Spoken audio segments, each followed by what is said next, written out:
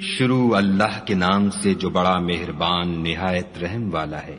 اے پیغمبر صلی اللہ علیہ وآلہ وسلم، مسلمانوں سے کہہ دو کہ جب تم عورتوں کو طلاق دینے لگو تو ان کی عدت کے شروع میں طلاق دو اور عدت کا شمار رکھو، اور خدا سے جو تمہارا پروردگار ہے ڈرو، نہ تو تم ہی ان کو ایام عدت میں ان کے گھروں سے نکالو اور نہ وہ خود ہی نکلیں، ہاں اگر وہ صریح بے حیائی کریں تو نکال دینا چاہیے، اور یہ خدا کی حدیں ہیں، جو خدا کی حدوں سے تجاوز کرے گا وہ اپنے آپ پر ظلم کرے گا۔ اے طلاق دینے والے، تجھے کیا معلوم، شاید خدا اس کے بعد کوئی رجعت کی سبیل پیدا کر دے۔ پھر جب وہ اپنی میعاد یعنی انقضاء عدت کے قریب پہنچ جائیں تو یا تو ان کو اچھی طرح سے زوجیت میں رہنے دو یا اچھی طرح سے علیحدہ کر دو، اور اپنے میں سے 2 منصف مردوں کو گواہ کر لو،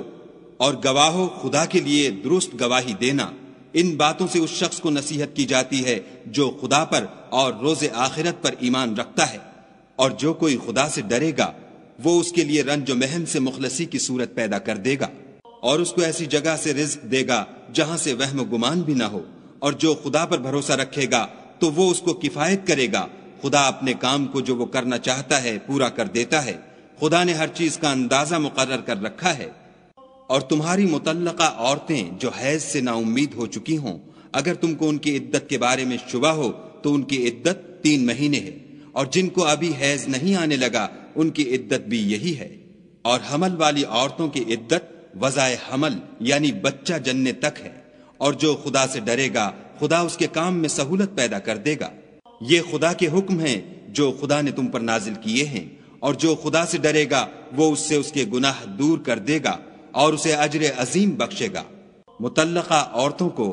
ایام عدت میں اپنے مقدور کے مطابق وہیں رکھو جہاں خود رہتے ہو، اور ان کو تنگ کرنے کے لیے تکلیف نہ دو،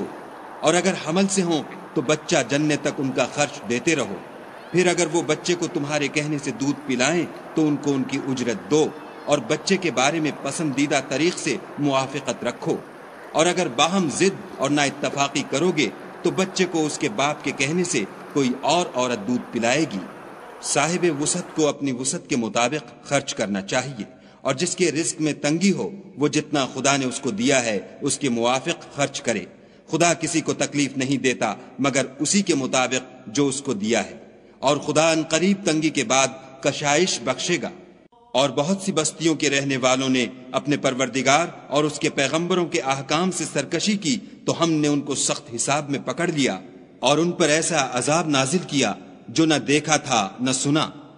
سو انہوں نے اپنے کاموں کی سزا کا مزہ چکھ لیا، اور ان کا انجام نقصان ہی تو تھا۔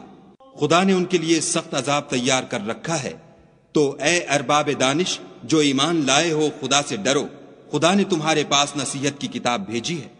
اور اپنے پیغمبر بھی بھیجے ہیں جو تمہارے سامنے خدا کی واضح المطالب آیتیں پڑھتے ہیں، تاکہ جو لوگ ایمان لائے اور عمل نیک کرتے رہے ہیں ان کو اندھیرے سے نکال کر روشنی میں لے آئیں، اور جو شخص ایمان لائے گا اور عمل نیک کرے گا ان کو باغہائے بہشت میں داخل کرے گا، جن کے نیچے نہریں بہہ رہی ہیں، ابد الآباد ان میں رہیں گے۔ خدا نے ان کو خوب رزق دیا ہے۔ خدا ہی تو ہے جس نے 7 آسمان پیدا کیے، اور ویسی ہی زمینیں، ان میں خدا کے حکم اترتے رہتے ہیں، تاکہ تم لوگ جان لو کہ خدا ہر چیز پر قادر ہے، اور یہ کہ خدا اپنے علم سے ہر چیز پر احاطہ کیے ہوئے ہے۔